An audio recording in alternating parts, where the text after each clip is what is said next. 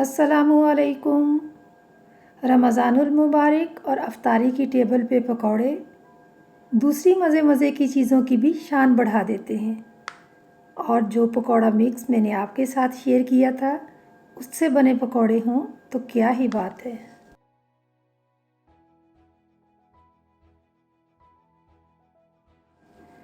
बिस्मिल्लाह करते हैं। आलू, सब्ज़ मिर्च और हरे प्याज के पकौड़े डिफरेंट कटिंग और डिफरेंट जायके के साथ। ये पकौड़ा मिक्स मसाला है। इसको स्पून की मेजरमेंट के हिसाब से हरे प्याज, सब्ज़ मिर्च और आलू की जो कटिंग करूँगी उनके अंदर शामिल करूँगी मैं। इस तरह से आलू हरे प्याज के पकौड़े बनाने के लिए 1 अदद मैंने आलू लिया है, 9 अदद सब्ज़ मिर्चें हैं और 100 ग्राम के करीब हरा प्याज है। आलूओं को पहले मैंने कतलों की सूरत में काट लिया है। अब ये देखें कि इस तरह से बारीक मैंने इनकी कटिंग करनी है। बहुत मोटाई में इनकी कटिंग नहीं करनी, इसलिए कि हरे प्याज की जो कटिंग होगी वो भी इसी तरह से बारीक होगी।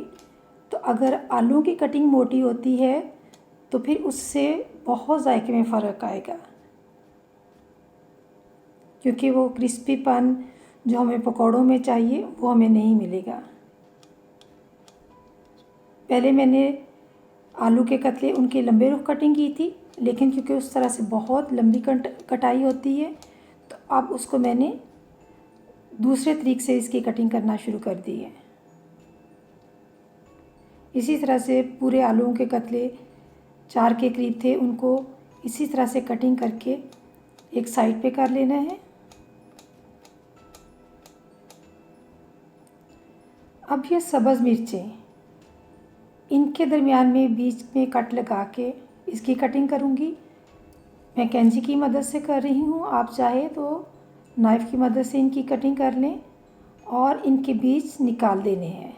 स्पून की मदद से आप बीज निकाल लें या नाइफ़ की मदद से इनके अंदर के वाले बीज निकाल देने हैं, क्योंकि इनके बीज हमें नहीं चाहिए। सिर्फ़ और सिर्फ जो सब्ज़ मिर्चें हैं इनके ऊपर वाला पार्ट चाहिए। बीजों की वजह से बहुत तीखापन आएगा, इसलिए मैं बीजों का इस्तेमाल नहीं कर रही। सब्ज़ मिर्चों का जो मुझे फ्लेवर चाहिए वो इसके ऊपर वाले पार्ट से मैं लेना चाहती हूँ, इसलिए सब्ज़ मिर्चों के तमाम बीज निकाल के एक साइड पे रख देने हैं और फिर इसको किसी और सालन में इस्तेमाल करूँगी।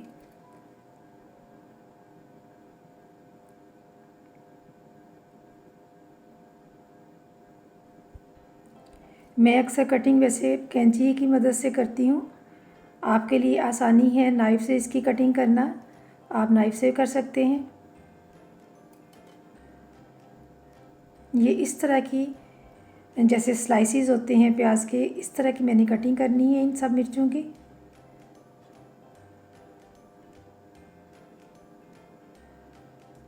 ये देखिए इस तरह की कटिंग चाहिए।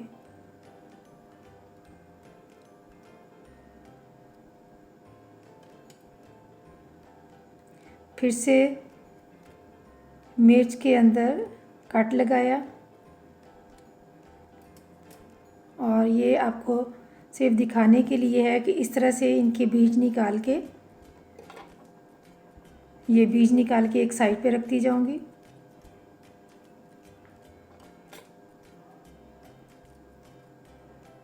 और कैंची ही से प्रेफर करूंगी कि मैं इनकी कटिंग करूं,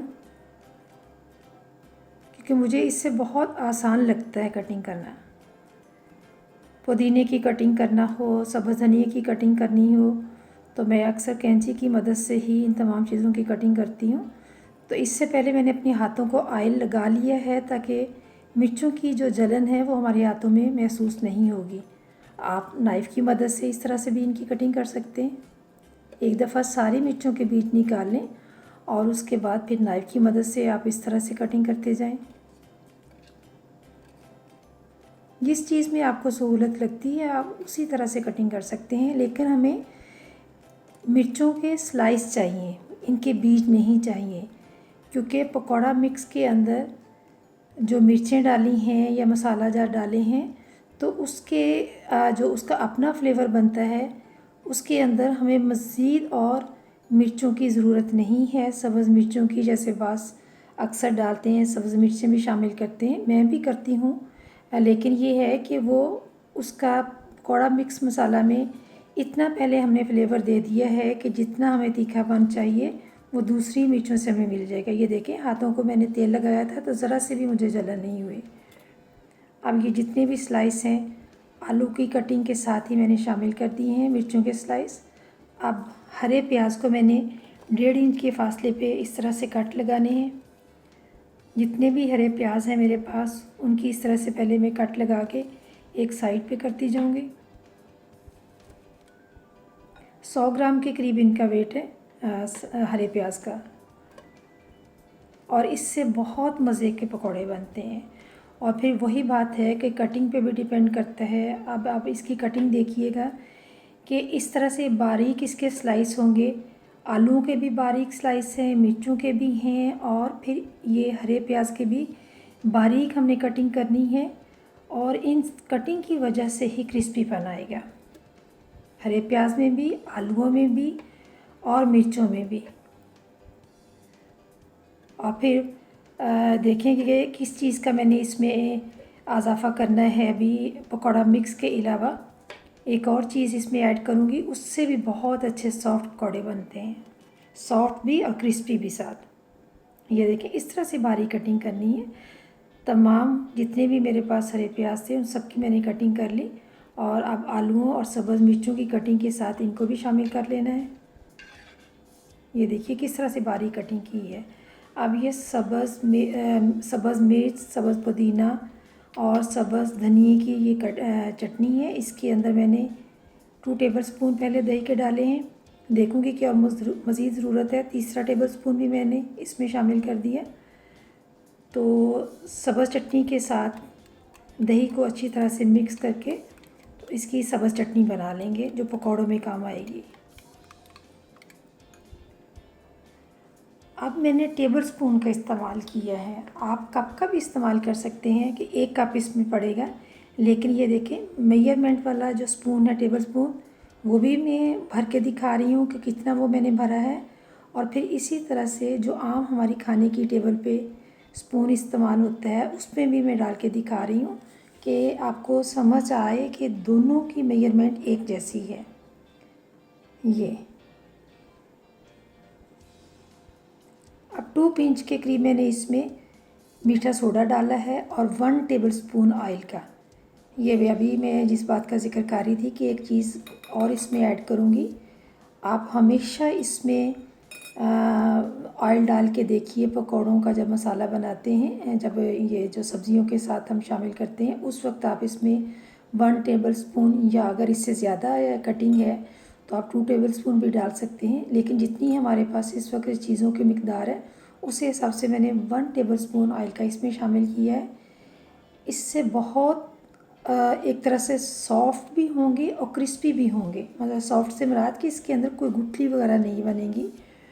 और सब्ज़ियों का क्रंच, जैसे प्याज है, सब्ज़ मिर्चें हैं, आलूओं की बारीक कटिंग की है, तो कटिंग से भी ये हमेशा ये ज़हन में बात रखिए कि कटिंग से बहुत फ़र्क पड़ता है। और इसी तरह से मैं हाथ से ही मिक्स कर रही हूँ। पहले मैंने 7 टेबलस्पून डाल के इसको इसमें मिक्स किया था। आहिस्ता आहिस्ता मज़ीद और इसमें डालती जाऊँगी। और अब थोड़ा सा 1-2 घूंट पानी के जैसे होते हैं उनका ऊपर मैंने छींटा दिया है।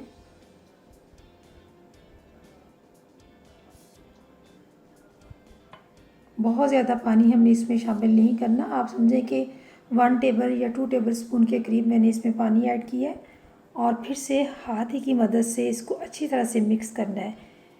मैंने इसके अंदर 11 टेबलस्पून मिक्स मसाला पकौड़ों का जो मैंने तैयार किया है, उसकी रेसिपी जो मैंने पहले आपको दी है वही वाला मिक्स मसाला पकौड़ों का मिक्स मसाला मैंने इस्तेमाल किया है इस कटिंग में। ऑयल हमारा गर्म हो चुका है, अब उसमें मैंने थोड़ा सा डाल के देखा है तो मुकम्मल है, क्योंकि इसलिए कि फ़ौरन उठ गया है जो मैंने मटेरियल इसके अंदर डाला था। इस तरह से हाथ की मदद से इसमें मैं पकौड़े डालती जाऊंगी। वैसे इस तरह से अगर डालें तो बहुत अच्छा ही इसकी लुक आती है। जो पकौड़े बनते हैं बिखरे हुए, इधर इधर बिखरने से मुराद वो वाली लुक नहीं है, लेकिन ये है कि बहुत अच्छी लुक आती है हाथ की मदद से अगर हम पकौड़े बनाते हैं। तो जो बहनें और बेटियां स्पून इस्तेमाल करना चाहती हैं वो भी मैं आपके सामने शेयर करूंगी कि उससे भी बन जाते हैं। कोई ये नहीं है कि उससे ऐसे नहीं, लेकिन थोड़ा सा डालने में फ़र्क होगा कि थोड़ा सा उसको स्पार्ट एक तरीके से आप डालिए कि बिल्कुल यकदम इसमें नहीं गिराना। थोड़ा सा आहिस्ता करके आप जब इसमें डालेंगे तो फिर भी यही वाली लुक इसमें आएगी। अभी मैंने हाथों की मदद से, उंगलियों की मदद से इसमें पकौड़ों का बैटर डाला है।